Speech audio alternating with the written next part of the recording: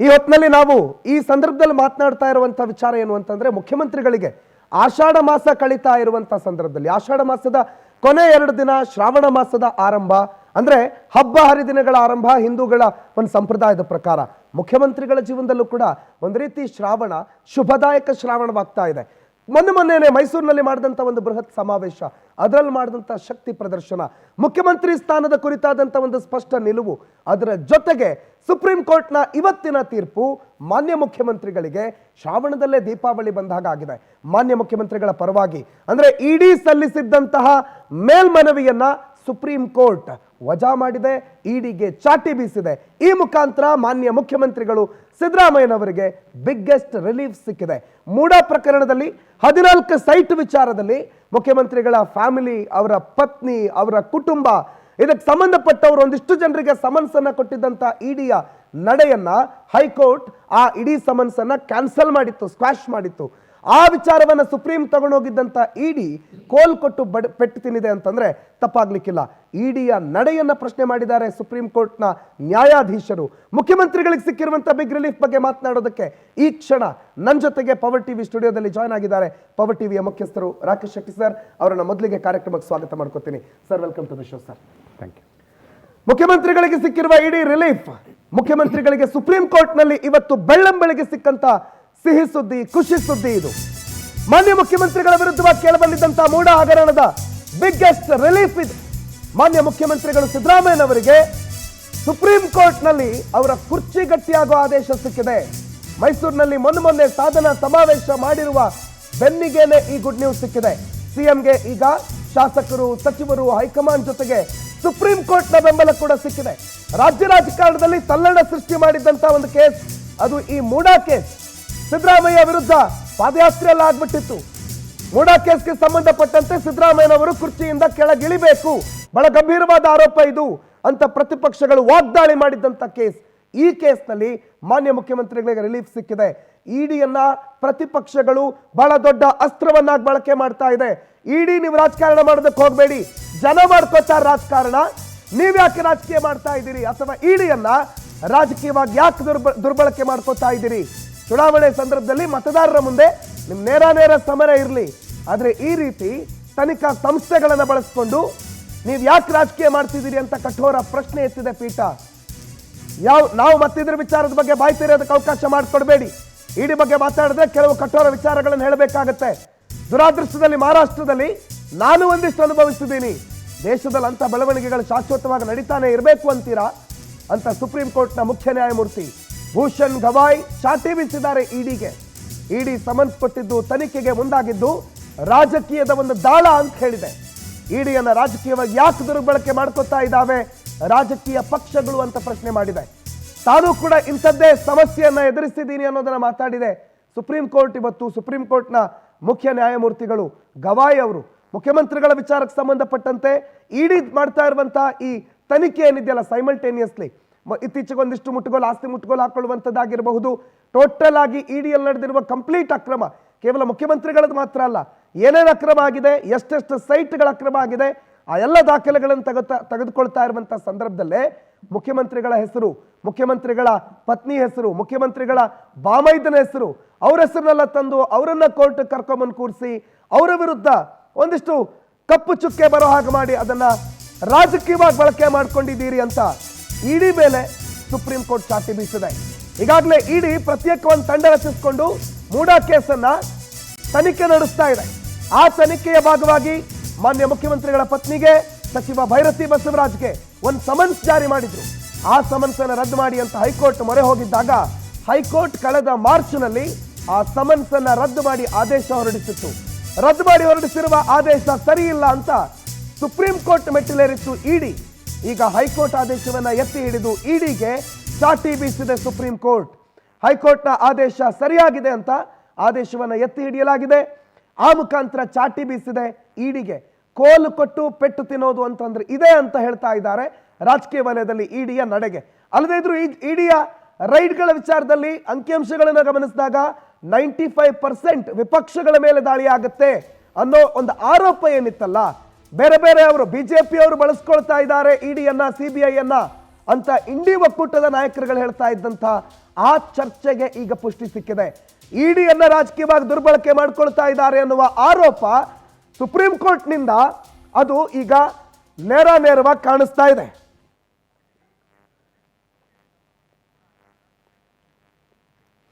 ಮೂಡ ವಿಚಾರದಲ್ಲಿ ನಿಮ್ಮ power TV ಕೂಡ ಏನಾಗಿದೆ, ಅಲ್ಲಿ ಯಾರ ತಪ್ಪು ಯಾರ್ಯಾರು ಸರಿ, ಏನು ಮುಖ್ಯಮಂತ್ರಿಗಳ ವಿಚಾರದಲ್ಲಿ ನಡೀತಿರೋದು ಏನು ಅಂತಾನು ಕೂಡ ನಿಮ್ಮ ಪವರ್ ಟಿವಿ ಸತ್ಯಾಸತ್ಯತೆಯನ್ನ ಬಿಚ್ಚಿಟ್ಟಿತ್ತು. ಮೂಡ ಹಗರಣಕ್ಕೆ ಸಂಬಂಧಪಟ್ಟಂತ ಸತ್ಯ ಶೋಧನೆಯನ್ನ ಮಾಡಿತ್ತು ನಿಮ್ಮ ಪವರ್ ಟಿವಿ. ದಾಖಲೆಗಳ ಸಮೇತ ಒನ್ಸ್ ಅಗೈನ್ ಎಲ್ಲ ದಾಖಲೆಗಳನ್ನ ನಿಮ್ಮ ಮುಂದೆ ಇಟ್ಟಿದ್ದೀವಿ. ಏನೇನು ಆಗಿತ್ತು ಅನ್ನೋದನ್ನ ನಿಮ್ಮ ಮುಂದೆ ಹೇಳಿದ್ದೀವಿ. ಪವರ್ ಟಿವಿಯ ತನಿಖಾ ವರದಿಯನ್ನ ಸುಪ್ರೀಂ ಕೋರ್ಟ್ ಪುಷ್ಟೀಕರಿಸಿದೆ. ಮೂಡ ಪ್ರಕರಣದ ಸತ್ಯಾಸತ್ಯತೆ ಬಗ್ಗೆ ನಾವು ಅವತ್ತು ಮಾಡಿದ್ದ ಸುದ್ದಿ ಮತ್ತು ಇವತ್ತು ಸುಪ್ರೀಂ ಕೋರ್ಟ್ ನಿಂದ ಬಂದಿರುವಂತಹ ಆದೇಶ, ತೀರ್ಪು, ಇವೆರಡನ್ನ ನೀವು ಬಹಳ ಸ್ಪಷ್ಟವಾಗಿ ಗಮನಿಸಿದ್ರೆ ಸಾಮ್ಯತೆಗಳು ನಿಮಗೆ ಗೊತ್ತಾಗುತ್ತೆ. ಸಾಮ್ಯತೆಗಳು ನಿಮಗೆ ಬಹಳ ಸ್ಪಷ್ಟವಾಗಿ ಗೋಚರ ಆಗುತ್ತೆ. ಆ ತನಿಖಾ ಪತ್ರಿಕೋದ್ಯಮದ ವರದಿ ಮೂಡ ವಿಚಾರದಲ್ಲೂ ನಾವು ಮಾಡಿದ್ವಿ. ಆ ವರದಿಯ ಫಲಶ್ರುತಿ ರೀತಿಯಲ್ಲಿ ಕಾಣ್ತಾ ಇದೆ. ಸುಪ್ರೀಂ ಕೋರ್ಟ್ ಇವತ್ತೇನೇನಂತೂ ಮಾನ್ಯ ಮುಖ್ಯಮಂತ್ರಿಗಳು ಈ ವಿಚಾರವನ್ನ ಯಾವ ರೀತಿ ಸಂಭ್ರಮಿಸಿದ್ರು ಅನ್ನೋದು ಕೂಡ ಈ ಸಂದರ್ಭದಲ್ಲಿ ಮಾತಾಡ್ಬೇಕು. ಯಾಕಂದ್ರೆ ಮುಖ್ಯಮಂತ್ರಿಗಳು ಮೊದಲಿಂದಲೂ ಹೇಳಿದ್ರು ಇದು ರಾಜಕೀಯ, ಇದು ನನ್ನ ಮೇಲೆ ನಡೀತಾ ಇರುವಂತಹ ದಾಳಿ. ರಾಜ್ಯದ ಮುಖ್ಯಮಂತ್ರಿಯಾಗಿ 136 ಸ್ಥಾನಗಳನ್ನ ಗೆದ್ದಿರುವಂತಹ ಕಾಂಗ್ರೆಸ್ ಸರ್ಕಾರದ ಮೇಲೆ ನಡೀತಾ ಇರುವ ಸವಾರಿ ಇದು. ವಿಪಕ್ಷ ಅಂದ್ರೆ ಕೇಂದ್ರದಲ್ಲಿ ಅಧಿಕಾರದಲ್ಲಿರುವಂತಹ ಬಿಜೆಪಿ, ರಾಜ್ಯದಲ್ಲಿ ವಿಪಕ್ಷ ಆಗಿರುವಂತಹ ಬಿಜೆಪಿ, ರಾಜ್ಯದ ಮುಖ್ಯಮಂತ್ರಿಗಳ ಮೇಲೆ ಮಾಡಿರುವ ಷಡ್ಯಂತ್ರ ಇದು ಅಂತ ಹೇಳಲಾಗಿತ್ತು. ಆ ಆರೋಪ ಏನಿದೆ ಅದಕ್ಕೆ ಈಗ ಇಡಿ ಸರಿಯಾಗಿ ಎದುರಿಸ್ತಾ ಇದೆ. ಸುಪ್ರೀಂ ಕೋರ್ಟ್ ಸರಿಯಾಗಿ ಚಾಟಿ ಬೀಸಿದೆ. ಸುಪ್ರೀಂ ಕೋರ್ಟ್ ನ್ಯಾಯಮೂರ್ತಿಗಳು ಈ ವಿಚಾರವನ್ನು ಹೇಳಿದ್ದಾರೆ.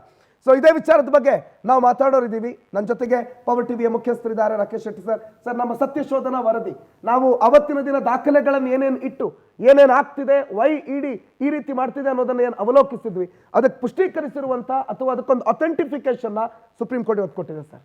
ಪ್ರಣವ್, ಸಿದ್ದರಾಮಯ್ಯನವರು 2ನೇ ಬಾರಿ ಮುಖ್ಯಮಂತ್ರಿ ಆದಾಗ 4-5 ದಶಕಗಳ ರಾಜಕೀಯ ತನ್ನ ಏನು ಜರ್ನಿ ಇದೆ ಅಲ್ವಾ, ಅದರಲ್ಲಿ ಕಪ್ಪು ಚುಕ್ಕಿಯನ್ನು ಪಡೆಯದಂಥ ಸಿದ್ದರಾಮಯ್ಯನವರಿಗೆ ಈ ಬಾರಿ ಮೂಡ ಹಗರಣ ಏನು ಬಂತಲ್ವಾ, ಅದು ಒಂದು ದೊಡ್ಡ ಭೂತವಾಗಿ ಕಾಡಿದ್ದಂತೂ ಸಹಜ.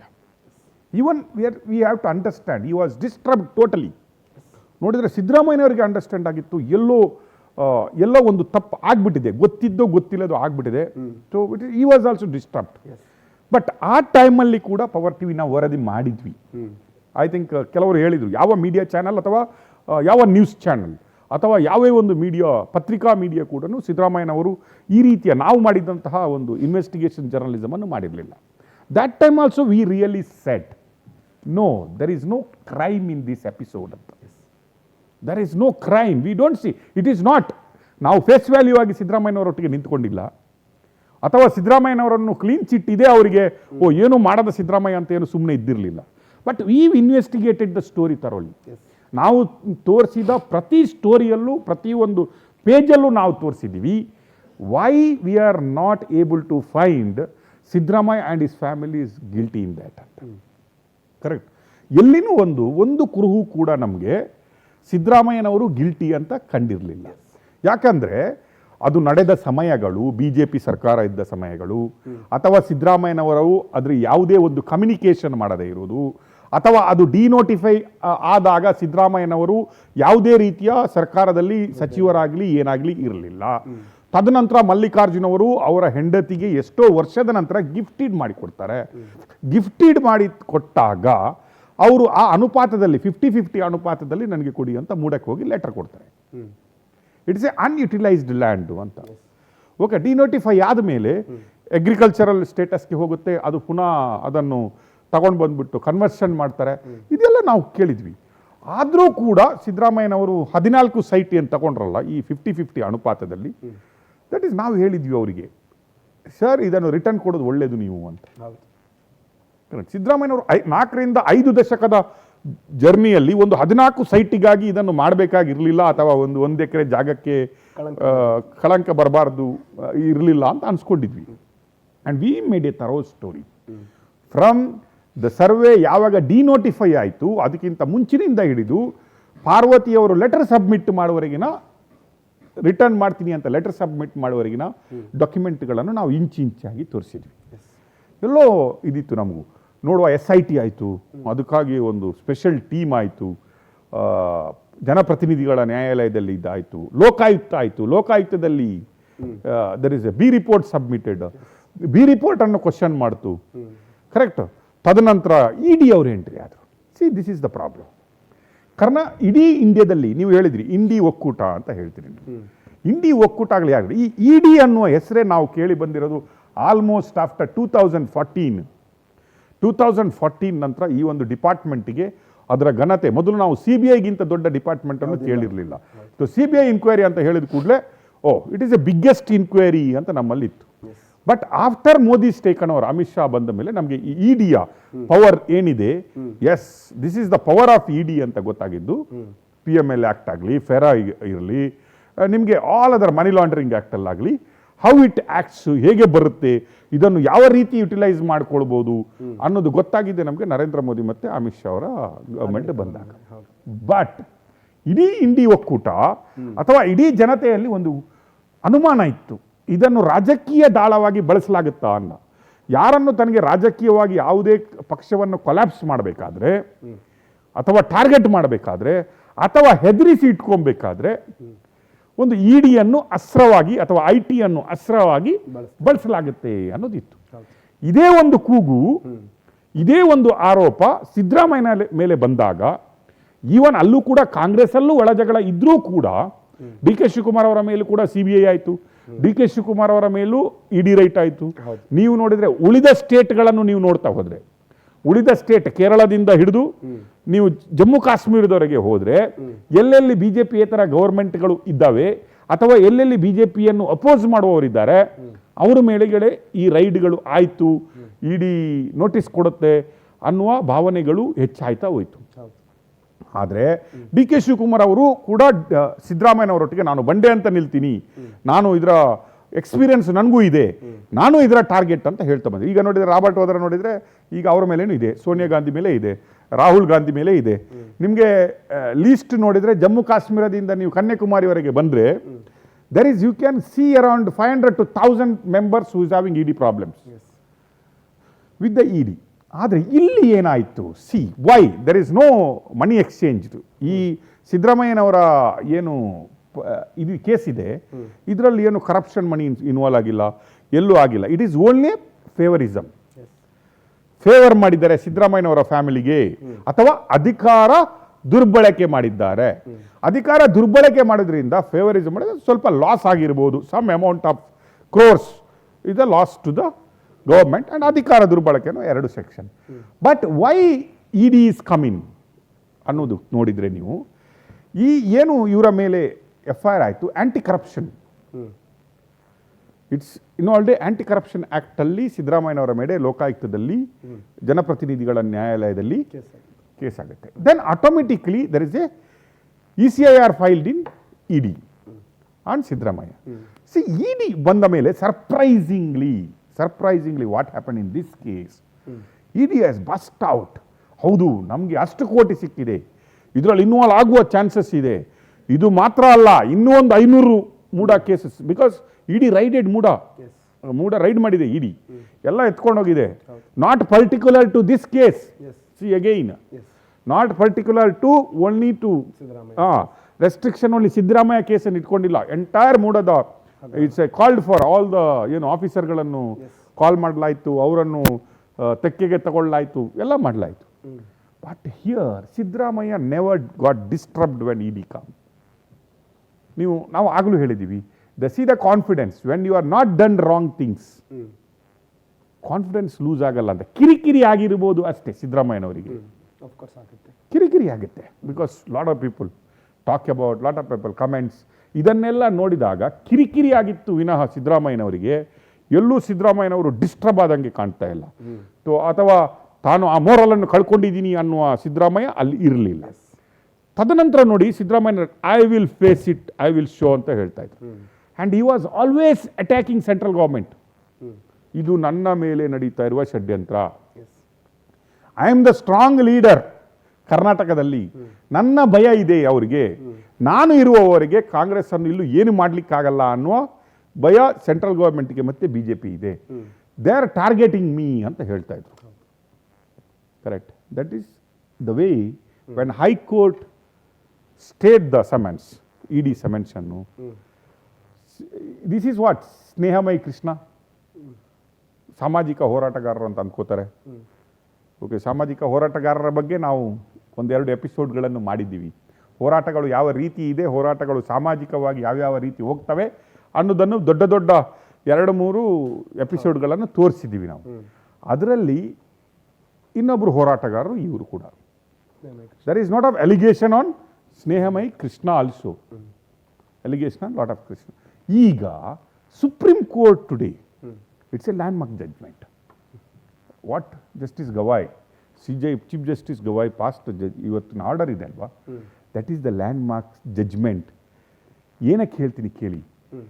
There is lot of such cases are balance. ಸಿದ್ದರಾಮಯ್ಯನವರ ಈ ಜಡ್ಜ್ಮೆಂಟ್ ಇದೆ ಅಲ್ವಾ, ಇದು ಕೆಲವರನ್ನು ಉಸಿರಾಡಿಸುವಂತಹ ಜಡ್ಜ್ಮೆಂಟ್.